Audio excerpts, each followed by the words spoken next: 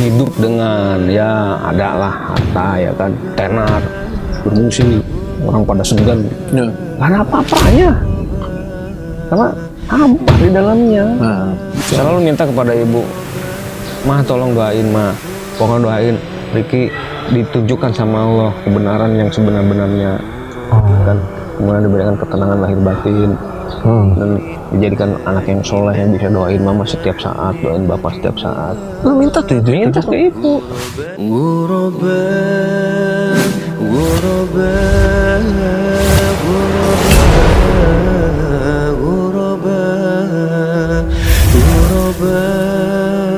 Bismillahirrahmanirrahim. Assalamualaikum warahmatullahi wabarakatuh. Waalaikumsalam. Bismillahirrahmanirrahim. Wassalatu wassalamu ala rasulillah wa ala alihi wa sahbihi wa man wala. Amma ba'd.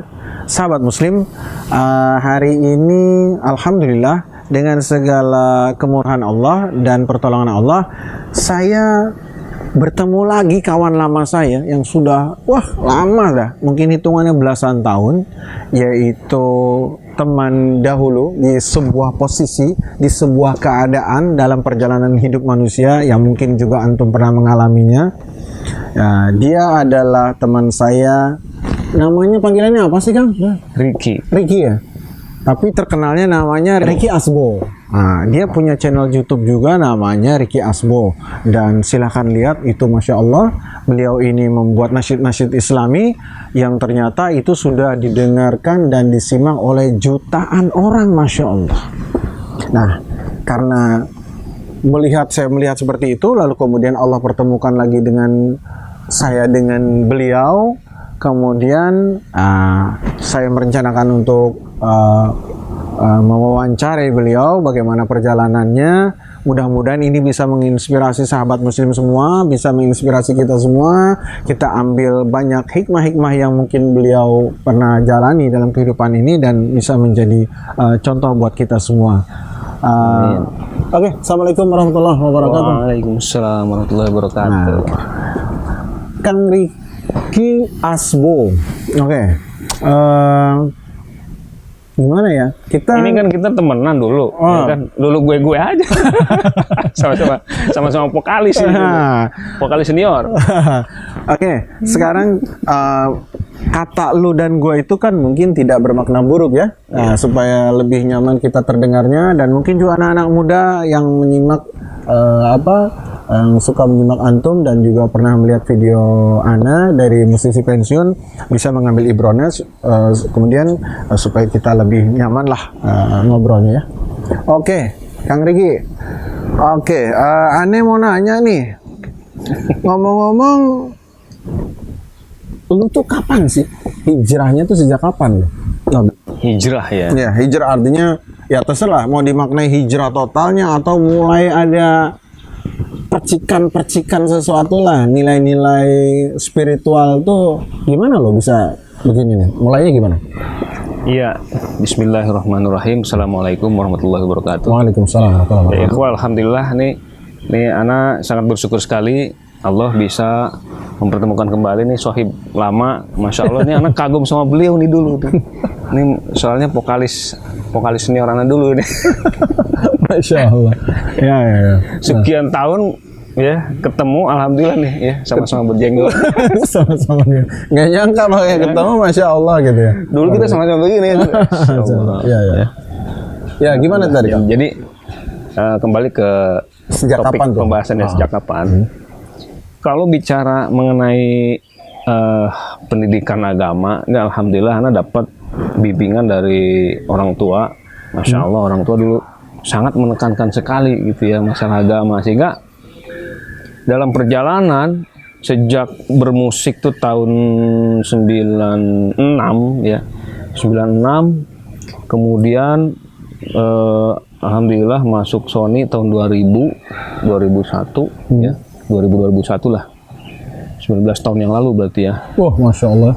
Oh iya ya, subhanallah ya. 2001. Wow.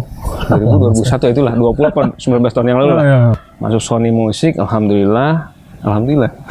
Padahal dulu prestasi banget gitu masuk label kan dulu. Ya. Nah, kemudian karena bimbingan agama dari orang tua yang sangat kuat dulu, sehingga alhamdulillah anak tuh walaupun dulu bermusik manggung ke sana manggung ke sini dikeroyok sama Afwan ya, perempuan ya kan. Habis manggung pasti itu ya, keroyok sama ahwat itu, bukan ahwat. Ya ahwat lah, perempuan lah. Allah dulu, nah alhamdulillah sholat tetap ya kan. Oh Masya Allah, antum dari dulu sejak masih di situ sholat jalan? Alhamdulillah. Dari kawan-kawan ngeband ini, temen ngeband itu, alhamdulillah gitu, Allah masih menjaga anak sholat gitu. Oh Masya Allah, ya. Karena orang tua tuh betul-betul gitu, karena berasa sekali gitu bahwa didikan orang tua itu keras zaman dulu itu memang ya inilah hasilnya gitu, kita nggak mau ninggalin sholat gitu. Oh iya. Karena penting sekali, makanya ada pilar-pilar yang masih dipegang gitu ya, walaupun buar gitu. Iya, walaupun Masya Allah namanya. Tahu sendiri kali ya. Anak band gitu kan ya. Tahu sendiri kan kamu, jangan-jangan kan mungkin juga sedang ada di masa ini sekarang. Kita lihat nih, coba ini bisa jadi acuan. Ya. Iya, mungkin itu salah satu yang membuat Allah tetap sayang sama anak. Oh Masya Allah. Karena anak berusaha ngejaga gimana caranya tetap taat sama Allah gitu. Orang Islam nggak sholat itu tanda tanya Islamnya gitu, ya kan? Maka di situ alhamdulillah gitu. Nah kegiatan bermusik manggung sana sini memang banyak menyita waktu, kan? Sampai berarti jadi pendidikan agama sudah dari 20 tahun lebih itu sudah ditanamkan orang tua ya, yang basic pilar-pilarnya gitu ya, kayak sholat gitu ya. Iya. Jadi antum berjalankan itu, tapi sholat masih ya? Sholat tetap, alhamdulillah. Antum kayaknya lebih mulia dari Ahna dulu untuk urusan ini gitu ya, Masya Allah. Lanjut. Ya, terus kemudian berjalannya waktu 2004 Bapak kasih ultimatum. 2004 kasih ultimatum, Ricky, kamu pilih Bapak apa pilih musik? Hah? Oh bilang gitu? Bapak. Oh Masya Allah. Karena buat Bapak ya nggak begini generasi Islam itu harusnya. Oh, dia tahu ya dunia ente tahu. Iya, dia. Tahu. Dunia lu tahu ya dia. Tahu gitu. Bapak tuh dulu ya memang karena memang basic agamanya kuat, dia pengennya anak-anaknya itu ya menghindari gitu. Tapi karena dulu memang seneng musik, ya kan, mungkin salah gaul kali. Aneh gelutin sampai akhirnya masuk Sony Musik Indonesia 2001 itu albumnya album kompilasi Indie Ten 2. Ya. Nah itu satu prestasi gitu. Dan anak pengen tunjukin ke Bapak gitu, Pak, ini ada hasilnya, Pak. Hasilnya, Pak, gitu. Aku terkenal gitu. Iya. Aku manggung sana sini. Gitu, kan. Di masa itu ya itu yang dicari kan. Iya, masih itu ya kan, ketenaran, ya kan. Kemudian ya pujian apalah gitu kan, duniawi lah sifatnya. Bapak mah cita-cita naon, anak-anak cita-citanya naon kan gitu, nggak matching ya. Nggak matching gitu. Nah, apalagi ngelihat aneh makin jauh kan, makin jatuh mungkin dari pandangan Bapak, cewek ya kan juga udah sama anak-anak yang begini ya kan, makin intens itu ya. Iya, apalagi sempat masuk TV, wawancara sana sini, waduh. Udah, dia Bapak kasih ultimatum. Itu langsung begitu tuh ultimatumnya? Sebelumnya emang Bapak udah kasih ini warning gitu. Jangan terlalu lah, jangan terlalu digelutin lah gitu. Mungkin cuma karena ngeliat tuh terlalu jauh ya kan. 2004 udah kasih ultimatum, pilih Bapak apa pilih musik. Di situ anak lagi di puncak-puncak itu. Lagi in-innya ya. Lagi mau ngegedor, lagi mau terbang bener ke atas ya. Dicitak gitu ya. Begitu, itu kan shock banget buat anak. Wah iya tuh. Satu sisi aneh pengen bahagiain orang tua ya kan, tapi lewat jalur musik. Padahal itu ada cita-cita juga untuk orang tua itu ya. Ada ya, pengen bangga orang tua. Pengen banggain orang tua. Ada ya. Cuman mindset saat itu adalah ada niat baik, berarti yang penting ya. Ada niat baiknya. Ada niat baik gitu. Ya kan pengen buktiin gitu orang tua, Pak, aku bisa ngasihin loh gitu kan. Gitu. Tapi kan mindset anak saat itu ya prestasi itu dengan bermusik, dengan tenar ya kan, dengan digandungin teman-teman apa gitu. Ternyata ya baru sekarang anak menyadari bahwa ya nggak begitu kesuksesan itu. Alhamdulillah gitu. Alhamdulillah Bapak tuh kasih ultimatum gitu. Saya tuh sedih karena waktu itu kan motor, anak tuh motornya band.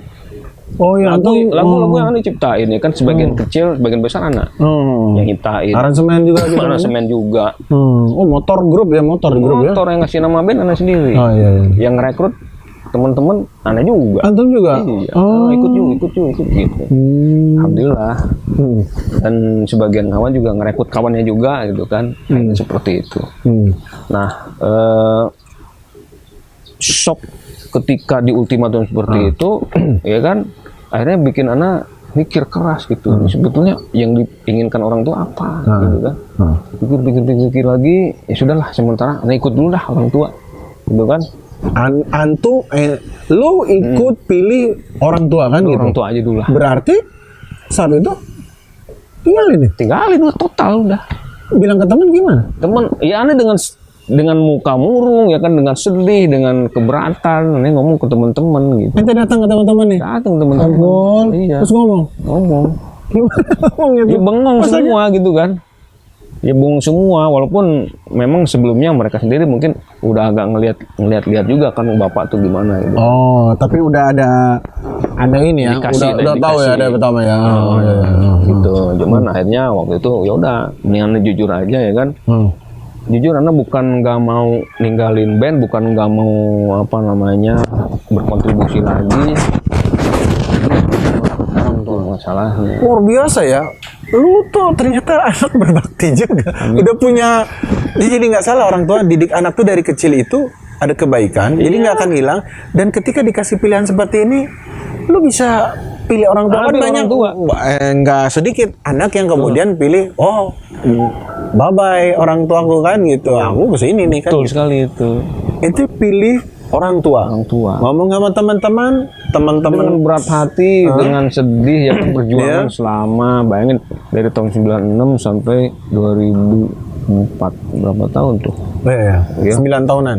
8 tahun. 8 tahun. Berjuang bareng-bareng, kan, susah bareng, latihan bareng. Ya kan, manggung sana sini bareng. Terus tapi ya gimana gitu, anak nggak mau durhaka gitu. Pikirannya kan sampai orang tua marah. Gimana terus hidup gua gitu kan? Nggak bakalan bener nih hidup durhaka sama orang tua. Lu kebayang-bayang aja kan gitu. Oh, Masya Allah, itu terbayang ya? Udah, ini tertanam itu. Masya Allah. Nah, ini sedikit yang garis bawain, ternyata bikin sesuatu, meletakkan sesuatu dasar yang baik itu nggak akan ada ruginya. Suatu ketika kalau kayak prasasti itu dikena lumut, dikocok-kocok, lama-lama tulisan prasasti itu masih ada. Nah ini bukti konkretnya. Betul, teman-teman. Ya, lanjut. Jadi memang apa yang ditanamkan orang tua itu berasa sekarang gitu. Jadi memang pondasi agama itulah yang paling utama gitu. Oh gitu ya. Betul. Oke. Tadi sejak kapan hijrah kurang lebih resminya lantar berarti ketika Anda ngomong 2004 tuh ke teman-teman. 2004 itu anak cabut dari band. Cabut ya? Dari band. Stop. Udah banyak yang menyayangkan gitu. Nah, ya pastilah. Nggak salah lu. Capek berjuang sampai kenapa lu kesurupan lu? Iya gitu, seperti itu. Iya, betul. Nah, tapi ya jelaskan ini harus pilih ini kan. Pilihan berat ini. Itu kan nih orang tua gitu. Dan buat orang tua udah segala-galanya saat itu. Betul. Masya Allah. Sudah nih. Nah, teman-teman alhamdulillah ngerti gitu. Ngerti. Ya mau gimana lagi kan, ente yang milih kan gitu kan. Jalan terus. Mereka terus ya? Mereka jalan terus. Karena berusaha sama orang tua, bapak maunya gimana gitu. Ikutin aja dah. Gitu. Berarti sejak 2004 itu 2004 off musik. Kemudian anak sibuk dengan berbagai hal lah. Dengan kerja, ada buka usaha, ada segala macam. Selain musik ya pokoknya ya. Pokoknya selain musik lah. Selain musik, antum sibuk untuk hal lain ya, bantu orang tua, usaha dan lain-lain gitu kan? Oke. Nah 2010 bapak meninggal. 2010 bapak meninggal ya? 2010 bapak meninggal. Ada kawan datang lagi, ya musisi ya, teman-teman lah. Ki, sayang lu punya bakat, lu punya badai tak berlalu. Kan lu punya bakat, lu punya skill, lu punya nama, lu punya ini. Sayang lu, coba lu kan musisi, ya kan? lu bikin album dah gitu. Anu terpacu lagi. Nah, kayak api siramin bensin kali, masih ada percikan api dikit. Masih ada dikit. Ceprot dikasih cepretan bensinnya. Cepretan bakar lagi. Bakar lagi. 2010 ngapain tuh? Bikin album. Bikin album 9 lagu. 2011 itu. Masih album konvensional kan, musik gitu? Masih musik. Band gitu biasanya. Iya, karena waktu itu Anda masih berpikir musik doang gitu kan. Nah, gitu. Belum ada pemikiran dalil-dalil syar'i gitu ya. Belum ngarah-ngarah ke dalil-dalil gitu ya. Bahwa ini halal atau haram atau apa, nggak ada ya? Ada. Makanya mikirnya Anda pengen walaupun tuntasin kemarin nih. Tuntasin dulu. Bisul, pecahin bisul. Itu musisi kan kalau bukan musisi kalau nggak punya album kan pikirannya kan gitu kan. Harus bikin album nih gitu. Oke, 2010 ngapain tuh? Nah, 2011. Oh, 2011. Sebelum meninggal Bapak ya kan. 2011 Anda bikin album. Bikin rilis single sampai tour 21 kota. Keliling Jawa. Nggak tanggung-tanggung. Tour 21 kota. Iya. Band solo apa? Solo ya solo tapi format band. Solo format band. Iya. Namanya Ricky Asbo. Udah Ricky Asbo. 2000. Tapi lagu-lagunya juga lagu bukan ke arah sini, bukan ya? Masih lagu konvensional. Konvensional. Oh, konvensional. Bukan syar'i. Aku padamu gitu ya. Seperti itulah. Saya kan ngikutin arus lah, mainstream. Udah. Pokoknya gitu. Biasa aja itu mah 2010 menuntaskan yang bisul yang belum pecah di tahun 2004. Puncaknya 2013 itu Anda bikin full album. Full album 9 lagu ya kan, secara profesional digarap. Sampai ada kawan namanya Mustafa dari Debu, band Debu. Oh, Debu. Ya itu kawan juga tuh. Dia bilang ke Ana kan, Ricky, saya dengar lagu Barat yang bikin Indonesia nggak pernah saya terpukau. Ya kan mau slang kayak siapa kayak. Tapi yang you bikin ini aku sangkain orang Barat atau Amerika yang bikin karena bikin lagu Eagle in the Sky judulnya. Bule banget dah. Orang nyangka itu Sanggana tadi itu Amerika lah gitu. Gitu ya. Nah itu puncaknya tuh. Sampai dapat pengakuan seperti itu. Cuman dari 2010 sampai 2013, dari 2004 sampai 2013 itu. Nah disitulah Anda berusaha mencari kebenaran. Gitu, berbisnis ini, bisnis itu, ngutang ke bank, buka usaha segala macam, sampai akhirnya Anda mencari-cari kesuksesan itu apa sih sebetulnya? Oh, justru di 2010 itu yang sudah mulai melebar, pikirannya melebar dan mencari arti kesuksesan di situ ya. Iya. Lebih kalau tadi mau di musik aja, di 2010 ini lebih kepada ke cari di titik mana kesuksesan itu apa gitu. Iya, jadi gini. Tor 21 kota, buka usaha ini itu segala macam. Aneh main properti, aneh main kuliner, aneh main apa lagi, segala macam. Oh gitu. Segala macam. Sampai utang hampir 17 miliar ke bank waktu itu. Main properti. Oh, 17 miliar. Iya. Utang itulah gitu ya. Bunga-bunga itu tadi ya. Bunga berbahaya itu. Masya Allah. Main-main itulah. Bisnis jalan, musik jalan, ya kan? Tapi jalan atau itu saat itu jalan ya, jalan ya. Properti jalan, kan kuliner jalan, musik jalan, wah ya kan? Tapi apa? Hampa. Oh, jadi oke, tadi kapan hijrah 2010 sampai 2013 tuh. Oke, 2010 2013. Jadi pertanyaan tadi sejak kapan hijrah di-startkan di 2004 ya. Kemudian pertanyaan kedua sebenarnya ini masuk, apa latar belakang hijrah? Nah, kelihatannya latar belakang hijrah yang sebenarnya bukan di 2004 ya. Bukan. 2004 itu karena nurut orang tua aja. Karena ditodong sama orang tua, anak kah atau bukan anak kah gitu. Sekarang baru bapak apa musik? Wah, bapak apa musik? Gitu. Nah, sekarang baru nih yang mulai berpikir latar belakang hijrah sebenarnya, ini pertanyaan kedua. Oke, ini tadi ya. Lanjut. Tuh, 2000 dalam perjalanan tuh 2004 sampai 2013 itu ya kan. Ini bisnis ini segala macam lah ya. Gagal, ada yang sukses gitu kan. Ada yang sukses ya tapi ya? Ada. Dia apa di properti apa kuliner atau? Oh, properti ya. Anda sampai beli ruko ya kan tanpa duit. Bisa beli ruko tanpa duit. Masya Allah. Malah dapat duit. Oh, tukang sulap ya. Oh iya. Itu Anda pelajarin. Ya itu dah apa namanya ya, konsekuensinya sama bank, main sama bank. Bukan main, maksudnya ya kita gimana caranya ya kan. Itu ini main gila nih, yang gini-gini main gila ya? Main gila. Oh, main gila ya. Udah sering dengar lah yang gini-gini ya. Main gila. Kita sering dengar kali model-model Cara ini. gila jadi pengusaha itu aneh gelutin. Cara gila bener-bener gila jalan ya. Gila udah. Ada. Gila itu giat lakukan aksi. Itu mah masih benar gitu. Emang gelo beneran gitu. Nggak lihat hukum agama. Nah gitu nah. Properti, kuliner, kemudian ngajar juga, bahasa Inggris juga kan dilihat waktu itu. Dilihat. Itu anda jalanin tuh. Oh, ngajar bahasa Inggris juga. Pantes bahasa Inggrisnya bagus juga ya di lagu-lagu ya. Bapak juga itu. Bapak juga. Bapak juga kamu kursus bahasa Inggris. Masya Allah. Oke, lanjut. Nah, terus dalam pencarian itu ya kan utang besar ke bank, tapi properti banyak. Ya kan ada ruko, ada tanah, ada rumah, ada kebun segala macam. Main itu. Bermusik, punya album. Ya kan tour 21 kota. Ya kan? Itu wah, ya kan secara duniawi wah sukses lah ya gitu. Di sini. Nah, di sini karena mulai nggak bisa dibohongin ya. Nggak bisa dibohongin. Tapi apakah seperti ini kok rasanya kok nggak nyaman ya? Nggak nyamannya begini. Utang bank pasti dikejar-kejar angsuran.